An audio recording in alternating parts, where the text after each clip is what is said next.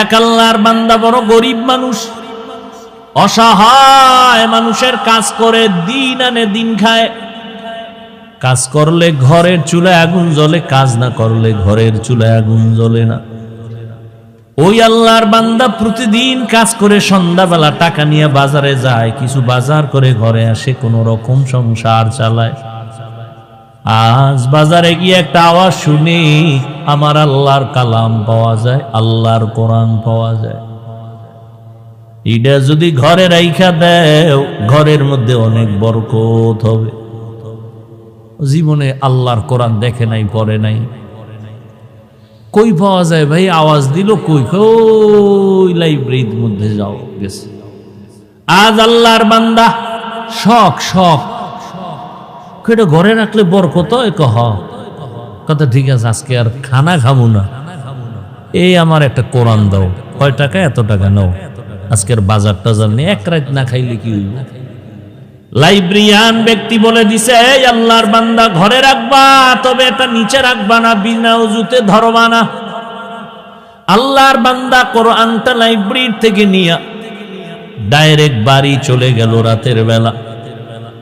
বিবি আবার অপেক্ষায় আছে, বাজার করে আনবে, রান্না করবো, খাবো। আমি এখন ঘরের দরজায় গিয়ে যদি বলি কিছু আনতে পারি নাই, দেখে যদি তো মেজাজ গরম হবে। আগের থেকে সিগন্যাল দিছে, এই ম্যাডাম বাঁকা টাকা হইও না, আজকে কিন্তু খাওন দাও না, নিন একটা বরকত নিয়েছ। মহিলারা তো বরকতের আরো পাগল।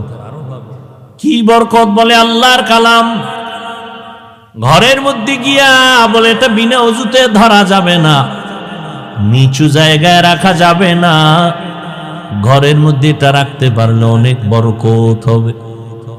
তাই এমন একটা জিনিস যেটা দেখলে সওয়াব, পড়লে সওয়াব, ধরলে সওয়াব, জিডার আওয়াজটা কানের মধ্যে লাগলেও সওয়াব, দিলটা শান্ত হয়ে যায়। সারাদিন আবু জাহাল নবীরে গালি দেয়, আর রাতের আধারে গোপনে গিয়া আমার নবীর জবান মুবারকের তেলাওয়াত গোপনে গোপনে শুনে। আল্লাহর কালাম ঘরের মধ্যে নিয়া স্ত্রী বলে, ভালো একটা জিনিস আনছো,